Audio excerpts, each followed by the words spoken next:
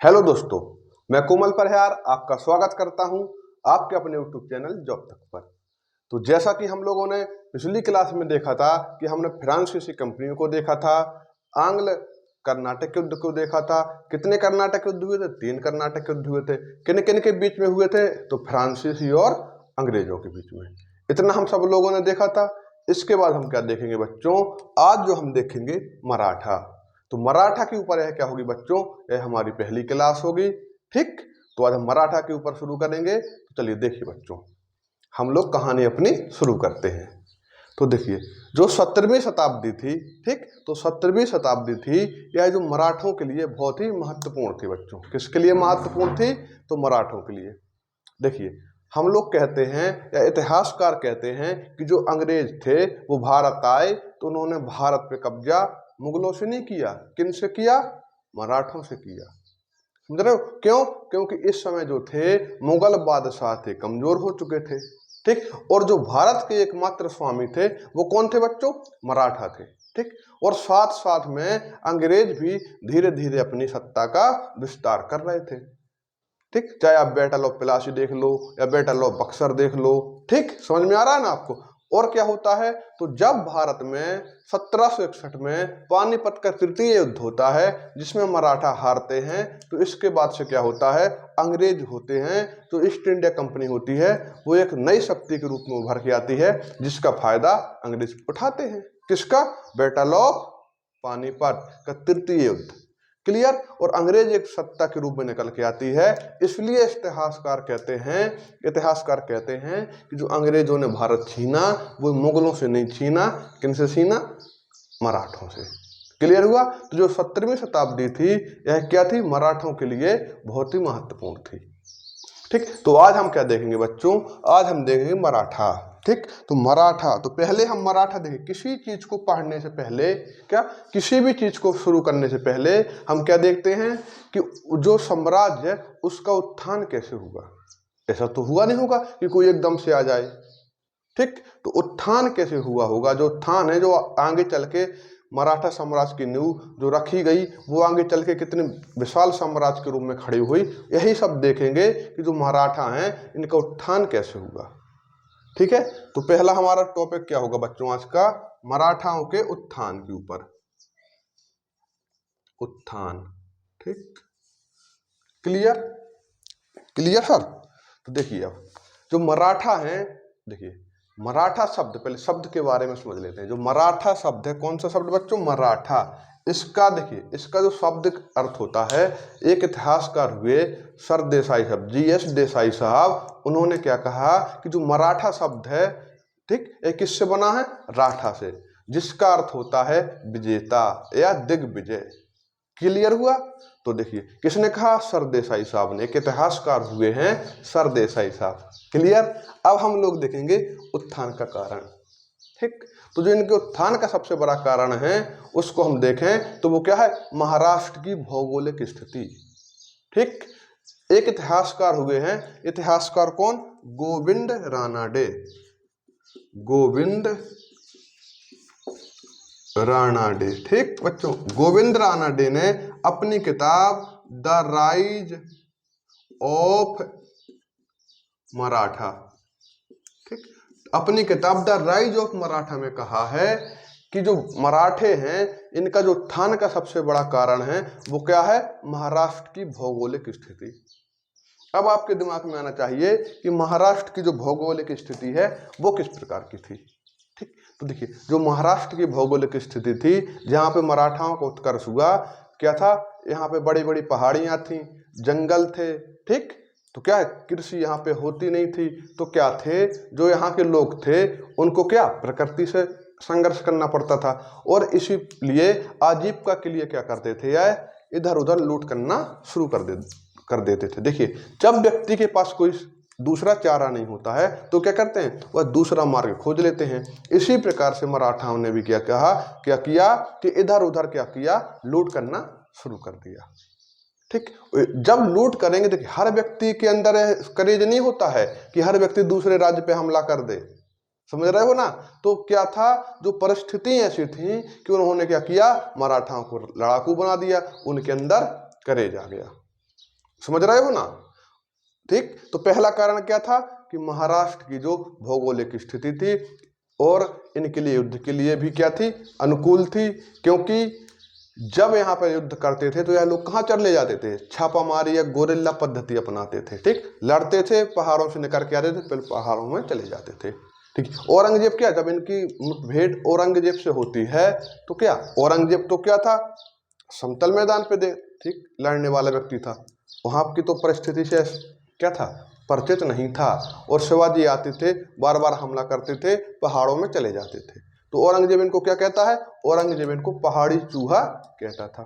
तो पहला कारण क्या था इनके उत्कर्ष का मराठाओं के, कि जो वहां की महाराष्ट्र की जो भौगोलिक स्थिति थी इनके अनुकूल थी, इसलिए क्या थे, इनके उत्थान का पहला कारण था। और इसी कारण से क्या थे, यह औरंगजेब से बचे हुए थे। क्योंकि इस समय दिल्ली बहुत ताकतवर थी जब शिवाजी ने मराठा साम्राज्य की नींव डाली। अभी हम लोग आगे देखेंगे। ठीक, और क्या था, और यहीं पर एक शब्द आता है मावल। कौन सा बच्चों, मावल, मावल। ठीक, जो मावल क्षेत्र होता है बच्चों, यहाँ पे जो थे शिवाजी की जो फौज थी, इसी मावल क्षेत्र के जो बच्चे होते हैं, जो युवा थे, उन्हीं को एकत्रित करके क्या बनाया इन्होंने, एक अपनी सेना तैयार की, आर्मी तैयार की। यह क्या थे, यहाँ पे लूटपाट करते रहते थे। ठीक, मवाली किस्म के बच्चे थे, युवा थे। ठीक, इन्हीं मवालियों को शिवाजी ने अपनी सेना में भर्ती किया और इन्हीं के सहयोग से इस मराठा साम्राज्य की नींव डाली। अगर मवाली क्षेत्र के या मावल क्षेत्र के युवा इनके साथ ना होते तो शायद मराठा आज इतना बड़ा साम्राज्य के रूप में निकलकर नहीं आता। तो कन्फर्म हुआ पहला कारण। दूसरा कारण क्या है बच्चों, इनका उत्कर्ष का दूसरा कारण क्या था, औरंगजेब की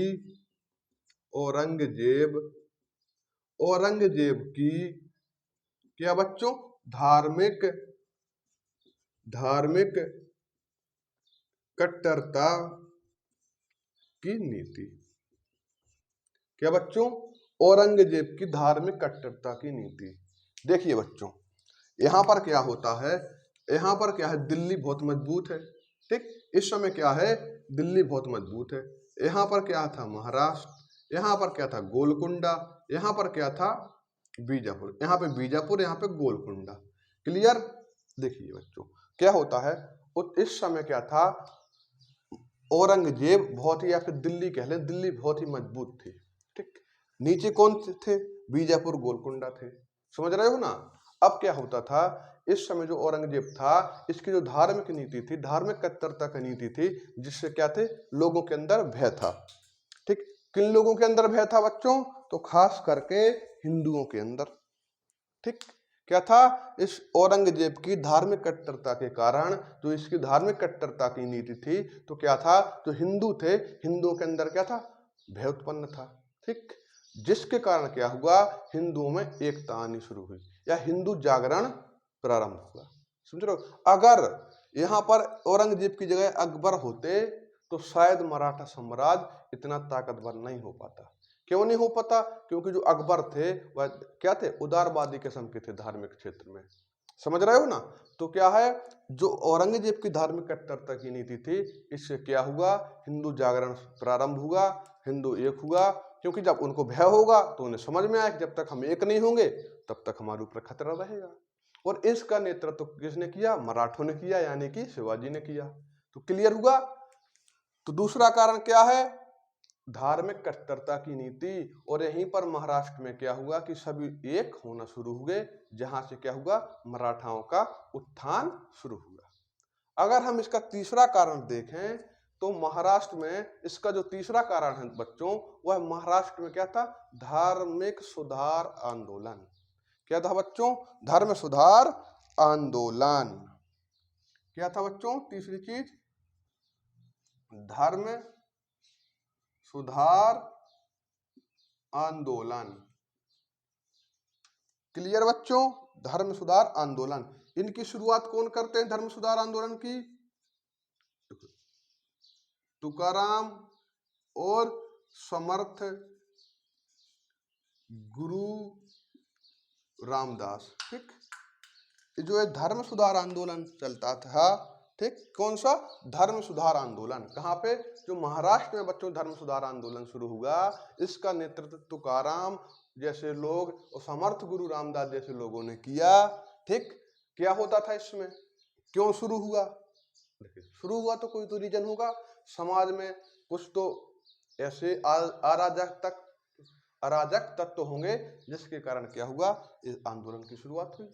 ठीक, इसका नेतृत्व कौन कर रहे थे?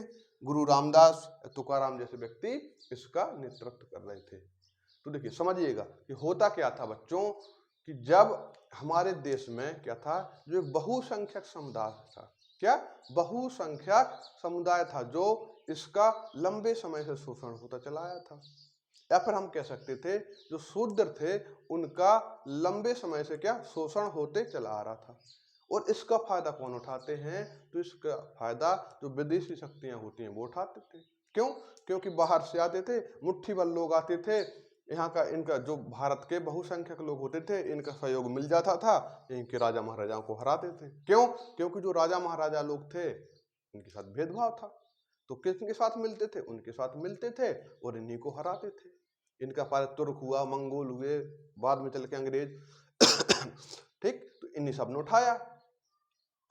क्लियर हुआ ना, समझ रहे हो ना? तो क्या था, जो समाज के जो बहुसंख्यक लोग थे उनसे क्या भेदभाव की स्थिति थी, इन्हीं सबको दूर करने के लिए, या फिर हम कह सकते हैं जो ब्राह्मणवादी, देखिए किसी जात से नहीं कह रहा हूं, ठीक, जो ब्राह्मणवादी परंपराएं थी उनको दूर करने के लिए क्या चलाया गया बच्चों?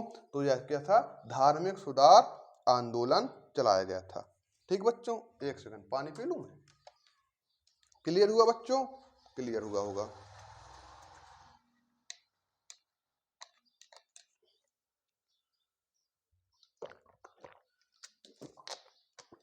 ठीक, तो इस धार्मिक सुधार आंदोलन का नेतृत्व समर्थ गुरु रामदास, तुकाराम जैसे व्यक्ति कर रहे थे। इसका एक उदाहरण चाहे आप और देख लो, जो भीमा कोरेगांव का युद्ध हुआ था, भीमा कोरेगांव 1818 का जो युद्ध हुआ था, इसमें क्या हुआ था? पेशवा हारते हैं। क्यों हारते हैं? जो यहाँ के आदिवासी होते हैं, ठीक, पेशवा उनको साथ में लेते हैं। यह लड़ाकू जनजाति थी यहाँ पे, तो वो किसकी तरफ से लड़ती थी? अंग्रेजों की तरफ से। जिससे क्या होता है, पेशवा हारे जाते हैं, इनको कानपुर में उठा के फेंक दिया जाता है कि बोले जाओ अंग्रेजों की जूती चाटो, 8 लाख पेंशन पर। समझ रहे हो? तो यह होता था। तो जो धार्मिक सुधार आंदोलन चला महाराष्ट्र में, इससे क्या हुआ, तो इससे महाराष्ट्र में हम की भावना पैदा हुई, जिसके कारण क्या हुआ, महाराष्ट्र में एकता आई। आपने नहीं देखा होगा ऐसा कि जय यूपी या जय एमपी या जय राजस्थान, पर आप आज भी देखते होंगे कि जय महाराष्ट्र। तो जो आंदोलन चलाए गए थे उनका परिणाम जो हुए आज तक है, आज तक वहां पे एकता दिखाई देती है। और क्या कहते हैं, जय महाराष्ट्र की भावना आज भी महाराष्ट्र में है। ठीक, और चौथा कारण देखें हम किनके, मराठाओं के उत्कर्ष का। तो जो चौथा कारण था बच्चों, यह क्या थी, वहां की भाषाई एकता। आज हम लोग देखते हैं कि एक ही प्रदेश में अलग अलग क्षेत्रों में अलग अलग भाषाएं बोली जाती हैं। बिहार में देख लिए कहीं पे मैथिली तो कहीं पे संथाली, समझ लो, कहीं पे भोजपुरी। उत्तर प्रदेश में देख लीजिए, कहीं पे अवधी तो कहीं पे भोजपुरी, कहीं पे तो बुंदेली तो कहीं पे खड़ी बोली। तो समझ रहे हो ना, जगह जगह अलग अलग प्रकार की भाषाएं थी, बोली बोली जाती थी, जिनसे क्या होता था, लोगों में विविधता बनी रहती थी। पर वहां पे क्या थी, भाषा एकता थी। उनकी भाषा क्या थी, मराठी थी। सब लोग एक भाषा बोलते थे, जो इनकी एकता का कारण था। क्लियर हुआ? चौथी, पांचवी चीज देख लिया जाए तो जो मलिक अंबर हुआ करते, देखिए इससे पहले क्या था, अहमदनगर। ठीक, तो अहमदनगर में कौन थे, मलिक अंबर साहब थे। जब तो मलिक अंबरों ने, जो मराठा थे, किसने, मलिक अंबर, मलिक अंबर। ठीक, तो मलिक अंबर क्या करता है, इन मराठाओं को क्या करता है, गोरिल्ला पद्धति से प्रशिक्षित करता है। कौन, मलिक अंबर।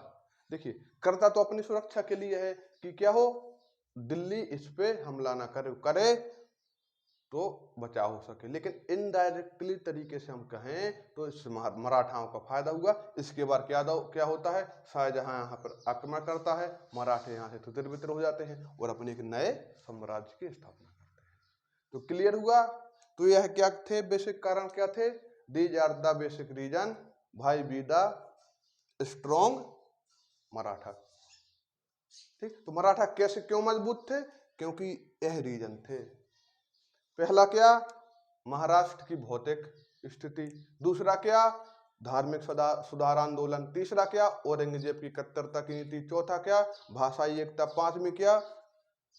मलिक अंबर के द्वारा कौन से युद्ध? गोरिल्ला युद्ध का प्रशिक्षण। और देख लिया जाए तो जो गोलकुंडा बीजापुर का सहयोग भी समय समय पर मिलता था। क्यों मिलता था? क्योंकि उनको मालूम था शिवाजी का सहयोग करेंगे, एक कोई ना कोई तो इनके विपक्ष में होगा ही। किनके? मुगलों के, क्योंकि इनको भी तो मुगलों से बचना था।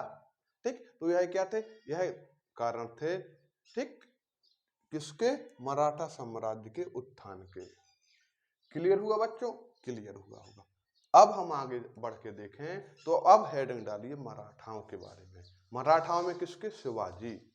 क्लियर बच्चों? अब हम देखेंगे किन के बारे में बच्चों जानेंगे? शिवाजी। ठीक बच्चों, शिवाजी।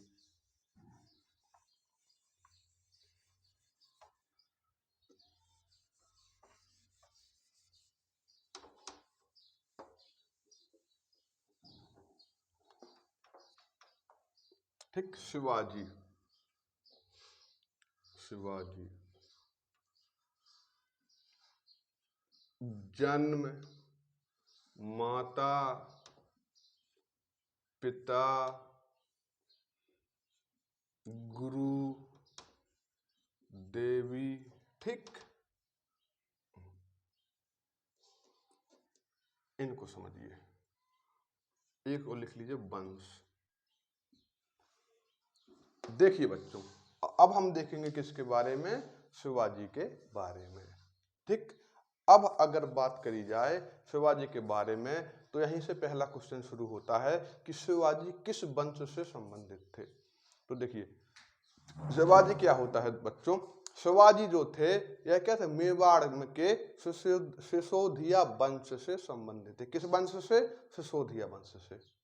क्लियर? क्या होता है, जब अलाउद्दीन खिलजी मेवाड़ पर आक्रमण करते हैं तो यहाँ के एक जागीरदार होते हैं सज्जन सिंह। तो क्या होते हैं, यह मेवाड़ से कहाँ पे आ जाते हैं? महाराष्ट्र में आ जाते हैं और भोसले नाम से अपने राज्य को, या फिर भोसले नाम से यहाँ पे बस जाते हैं। क्लियर? किस नाम से? भोसले नाम से। कौन? सज्जन सिंह। सज्जन सिंह यह कौन होते हैं? यह शिवाजी के पूर्वज होते हैं। ठीक है, समय चला आता है, ठीक, पीढ़ी दर पीढ़ी। इसके बाद इनके जो दादाजी होते हैं कौन होते हैं?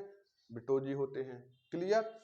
मालोजी, बिटोजी। ठीक, उनके बाद कौन होते हैं? शाहजी। इनके पिता कौन होते हैं? शाहजी। तो हम पिता से देखेंगे, जो शिवाजी के पिता होते हैं कौन होते हैं बच्चों? शाहजी। ठीक, इनकी माता कौन होती है बच्चों? जीजाबाई। जीजाबाई। इनका जन्म कब होता है बच्चों? 1627 में। कहीं कहीं आपको 30 भी मिल जाएगा। गुरु थे इनके कितने? 2 गुरु थे। एक कौन थे? दादा कोणदेव।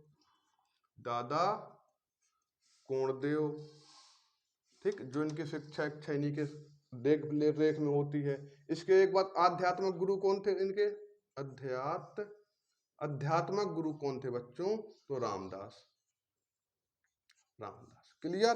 देवी कौन सी थी इनकी? मां भवानी। वंश कौन था इनका बच्चों? सिसोदिया। सिसोदिया वंश। क्लियर हुआ बच्चों? अब देखते हैं। देखिए इनके पिता जो शाहजी हैं, किनके पिता? शिवाजी के पिता। इनके पिता जो शाहजी होते हैं यह कहाँ पर सेवा देते हैं अपनी? यह अहमदनगर में, या कह दें हम तो बीजापुर के अधीन अपनी सेवा देते हैं। क्लियर? कहाँ पे? बीजापुर। क्लियर? यहीं पर एक व्यक्ति होते हैं लखोजी जाधव। कहाँ पे? बीजापुर के अधीन। जब यह बीजापुर के अधीन अपनी सेवा देते हैं, कौन? शिवाजी के पिता शाहजी। तो यहीं पर एक व्यक्ति होते हैं लखोजी जाधव। तो इनकी जो पुत्री होती हैं जीजाबाई, उनसे क्या होती है? शाहजी की शादी हो जाती है, जिनसे एक पुत्र प्राप्त होता है, जिनका नाम क्या होता है? शिवाजी। इनका कहाँ पे जन्म होता है? 1627 में। कहाँ पे होता है? शिवनेर दुर्ग। कहाँ पे? शिवनेर दुर्ग। तो शिवनेर दुर्ग में क्या होता है, इनका 1627 में जन्म होता है। इनकी माता जीजाबाई, पिता शाहजी, गुरु दादा कोंडदेव और आध्यात्मिक गुरु रामदास होते हैं। देवी माँ भवानी और वंश कौन था इनका, सिसोदिया वंश। क्लियर हुआ। तो किनकी पुत्री थी है, लखूजी जाधव की। कहां पर थे लखूजी जाधव और शाहजी, बीजापुर के अधीन अपनी सेवा दे रहे थे। क्लियर हुआ। अब देखिए अब क्या होता है, अब हम लोग देखते हैं कि इस समय क्या होता है, दिल्ली बहुत मजबूत थी। ठीक, दिल्ली बहुत मजबूत होती है और शिवाजी क्या थे, यहाँ महाराष्ट्र में क्या थे, एक राष्ट्र का सपना देख रहे थे। ठीक, दिल्ली बहुत मजबूत है इस समय, औरंगजेब हैं। ठीक, क्लियर। शाहजहां, ठीक, शाहजहां होगा, औरंगजेब कहाँ होगा इनके समय में, दक्षिण का सूबेदार। क्लियर। तो शाहजहां कहाँ पे है, दिल्ली में है। यहाँ पर महाराष्ट्र में क्या देख रहे हैं, एक नए राष्ट्र के सपना देख रहे हैं शिवाजी। इनके पिताजी कहाँ पे हैं, तो कभी पे अहमदनगर, अहमदनगर से रिश्ते खराब होने से कहाँ पे, मुगलों के पास, मुगलों के पास से फिर अहमदनगर आते हैं। जब अहमदनगर की क्या होती क्या होता समाप्त हो जाता है, तो वो बीजापुर के अधीन अपनी सेवा देने लगते हैं। कौन, इनके पिताजी। देखिए ऊपर दिल्ली, उत्तर में, दक्षिण में कौन, इनके पिताजी स्वयं है बीजापुर के आस। ठीक, बीजापुर, गोलकुंडा। तो समझ रहे हो कितनी समस्याएं शिवाजी के सामने आ रही हैं कि उत्तर में दिल्ली, ठीक, उत्तर में इनके शाहजहां, नीचे इनके पिताजी स्वयं बीजापुर के अधीन अपनी सेवा दे रहे हैं, और शिवाजी कहाँ पे, महाराष्ट्र में एक छोटे से क्षेत्र में। ठीक, देख रहे हो कितना संघर्ष है शिवाजी के जीवन में। लेकिन वो कहते हैं ना कि जो लड़ सका वही तो सिर्फ महान है, क्योंकि जो लड़ेगा इतिहास उन्हीं का लिखा जाएगा। संघर्ष की कहानी उसी की लिखी जाती है जो इतिहास रचता है। समझ रहे हो ना। और शिवाजी ने इतिहास रचा, इसलिए हम उनके संघर्ष की कहानी को आज पढ़ रहे हैं यहाँ पर। ठीक है, समझ रहे हो ना। दिल्ली, इस समय दिल्ली सबसे मजबूत, दिल्ली में शाहजहां, दक्षिण भारत में इनके पिता बीजापुर के अधीन सेवा दे रहे हैं। बीजापुर, गोलकुंडा, बीच में इतने से क्षेत्र में कौन है, शिवाजी बैठे हुए हैं। फिर भी शिवाजी अपने इरादों को मजबूत करके 1643 में, कब बच्चों, 1643 में अपनी पहली विजय करते हैं सिंगड़, सिंगड़ किले को जीतते हैं। इसके बाद क्या 1646 में देखें अगर हम, तो तोरण दुर्ग को जीतते हैं। कहीं कहीं आपको सिंगड़ की पहली विजय मिल जाएगी सुनने को, तो कहीं कहीं इनको तोरण दुर्ग, इनकी जो पहला अभियान होगा वो देखने को मिल जाएगा। क्लियर हुआ बच्चों, तो क्लियर हुआ होगा। ठीक, अब क्या, यह किसके अधीन होते हैं इस समय बच्चों, यह जो होते हैं यह बीजापुर के अधीन होते हैं। किसके अधीन, बीजापुर। क्लियर। लेकिन बीजापुर के जो होते हैं सुल्तान, वो इसको नजरअंदाज कर देते हैं। क्यों, क्योंकि बोले शिवाजी अगर मजबूत होंगे तो दिल्ली या औरंगजेब को या मुगल बादशाहों को टक्कर देंगे। ठीक, क्लियर, जिनसे हमें भी संरक्षण मिला रहेगा फिर, इसलिए यहाँ पर क्या इग्नोर करते हैं। लेकिन शिवाजी यहीं पर क्या करते हैं, 1647 का टाइम आता है, इस समय इनका एक किला होता है, किनका, बीजापुर का, कोंडाना। ठीक, यह वही किला है जिस पे तानाजी फिल्म बनी है, कोंडाना। तो इस कोंडाना को जीत लेते हैं। ठीक, कब, 1647 में शिवाजी कोंडाना को जब जीतते हैं तो क्या होता है, बीजापुर के जो सुल्तान होते हैं बौखला जाते हैं। क्यों, क्योंकि इनके लिए जो कोंडाना था यह बहुत ही इंपॉर्टेंट था। समझ रहे हो ना। तो क्या करते हैं बीजापुर, बोले अब ऐसे तो काम नहीं चलेगा। तो इनके पिता कहाँ होते हैं, शाहजी, बीजापुर के अधीन। तो शाहजी को क्या करते हैं, यह कैद कर लेते हैं, बंदी बना लेते हैं, और शिवाजी के सामने शर्त रखते हैं, यदि तुम हमारा कोंडाना लौटाओगे तो हम तुम्हारे पिताजी को छोड़ेंगे। अब शिवाजी भी चालाक, सोचते हैं कि पहले चलो कोशिश कर लिया जाए। तो शिवाजी कहते हैं कि यदि तुम मेरे पिताजी को नहीं छोड़ोगे, यानी कि शाहजी को नहीं छोड़ोगे, तो हम मुगलों से हाथ मिला के तुम्हें समाप्त कर देंगे।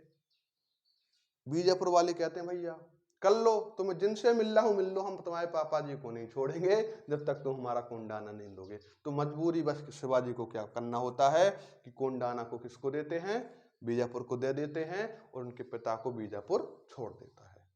क्लियर हुआ। यहीं पे क्या होता है, अब आता है 1654 में किसको जीता जाता है, पुरंदर। 1656 में क्या किसको जीता जाता है, फिर से तोरण को जीत लेते हैं, सॉरी तोरण नहीं, सॉरी कोंडाना, कोंडाना। क्लियर। इसके बाद तारीख आती है कि अब 1657 और भी जीतते हैं। ठीक है, जावली जीतते हैं 1656 में, 1656 में जावली को भी जीतते हैं। ठीक, बहुत से जीतते हैं। क्लियर। इंपोर्टेंट क्या है, पुरंदर, कोंडाना। ठीक, इसके बाद 1657 के जो होता है, यहाँ पे क्या होता है, पहली बार शिवाजी का मुकाबला किससे होता है, औरंगजेब से होता है। क्लियर बच्चों, क्लियर होगा बच्चों। ठीक है, एक सेकेंड।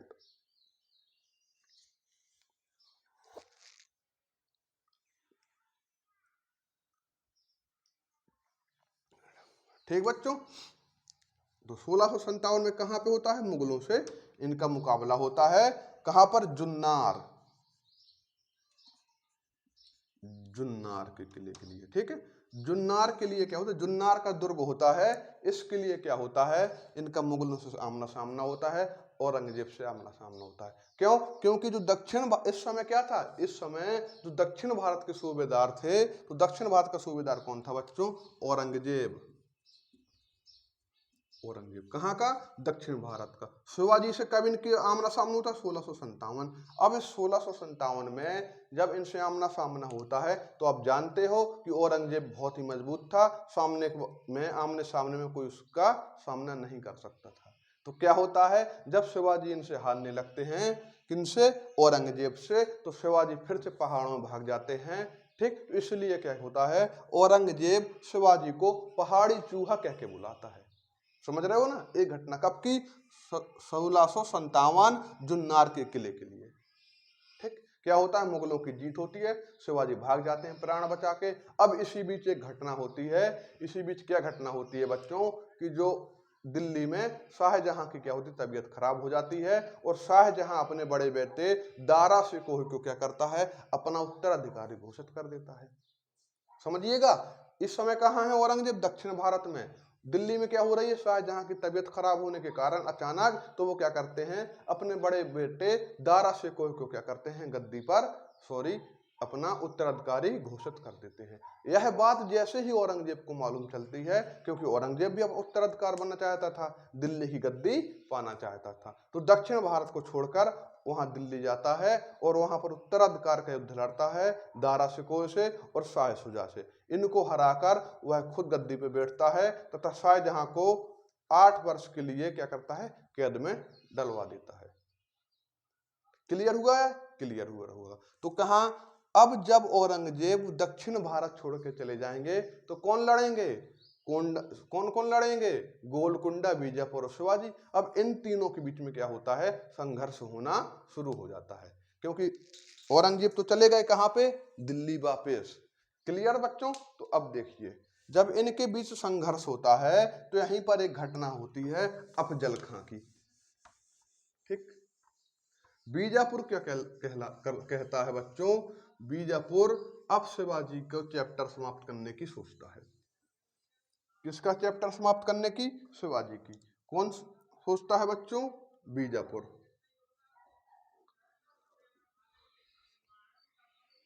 अफजल खां वर्सेस शिवाजी। अब होता है अफजल खां से भेंट, यहाँ पे किसकी, शिवाजी की। अफजल खां को कौन भेजता है, अफजल खां को बीजापुर भेजता है। ठीक, अब क्या होता है, मैंने बताया ना कि औरंगजेब दिल्ली निकल जाता है उत्तराधिकार के युद्ध के लिए, तो यहाँ पर क्या होता है, अब दक्षिण भारत में यह तीनों लोग लड़ते हैं, तो बीजापुर शिवाजी का चैप्टर खत्म करने के लिए अफजल खां को भेजता है। अब अफजल खां क्या करता है, एक दूत को भेजते हैं अफजल खां, दूत को, दूत का नाम क्या होता है, कृष्ण जी जाधव। कृष्ण जी जाधव को कहां भेजते हैं, शिवाजी के पास भेजते हैं, कि जाओ शिवाजी से कहना कि यदि तुम बीजापुर के सुल्तान की अधीनता स्वीकार कर लोगे, तो जो तुमने राज जीते हैं वो तुम्हें वापस कर दिए जाएंगे। ठीक, अब शिवाजी सोचते हैं कि जो अफजल खान है, बहुत, देखिए अफजल खान जो होता है 7 फुट का व्यक्ति होता है। ठीक, बहुत ही योग्य व्यक्ति होता है, और योग्य के साथ साथ क्या होता है, बहुत ही धूर्त व्यक्ति होता है। ठीक, जो अपन आजकल कहते हैं बोले पट्टे पे कुलात खा गया पत्ते पर, मतलब अपनी बात से पलटने वाला, मतलब विश्वास पात्र नहीं होता है। क्लियर। तो क्या होता है, कृष्ण जी जाधव आते हैं और कृष्ण जी जाधव शिवाजी के सामने कहते हैं कि वो कहते हैं कि अफजल खां से आप मुलाकात कर लीजिए और बीजापुर की अधीनता स्वीकार कर लीजिए, आपके जो जीते किले हैं आपको वापस कर दिए जाएंगे। क्लियर। अब शिवाजी समझ जाते हैं कि बात इतने आसान से तो मानेगा नहीं अफजल खां, कुछ दाल में कुछ काला तो है ही। तो क्या करते हैं, इस कृष्ण जी जाधव पर दबाव बनाया जाता है। तो कृष्ण जी जाधव क्या होते हैं, उनको मजबूर होते हैं और इशारों में बता देते हैं कि यदि तुम अफजल खां से मिलोगे तो अभी तो तुम छोटे हो और छोटे कर दिए जाओगे। ठीक। तो अब क्या होता है, शिवाजी भी अपने दूत भेजते हैं। शिवाजी के दूत का नाम क्या होता है, गोपीनाथ। यह किसको भेजते हैं बच्चों, तो यह गोपीनाथ को भेजते हैं अफजल खां के पास कि बोले जाओ, वो कहना कि शिवाजी मिलने के लिए तैयार हैं पर उनकी कुछ शर्तें हैं। गोपीनाथ जाते हैं, अफजल खां से कहते हैं। अफजल खां कहता है बताओ शर्तें भैया क्या क्या हैं। तो पहली शर्त, बोले हम कहाँ मिलेंगे, प्रतापगढ़ के जंगलों के पास। ठीक, प्रतापगढ़ के जंगलों के पास। दूसरा, ना तुम्हारी सेना होगी ना हमारी सेना होगी, ना तुम सेना लाओगे ना हम सेना लाएंगे। ठीक। तीसरी बात, दो तलवारबाज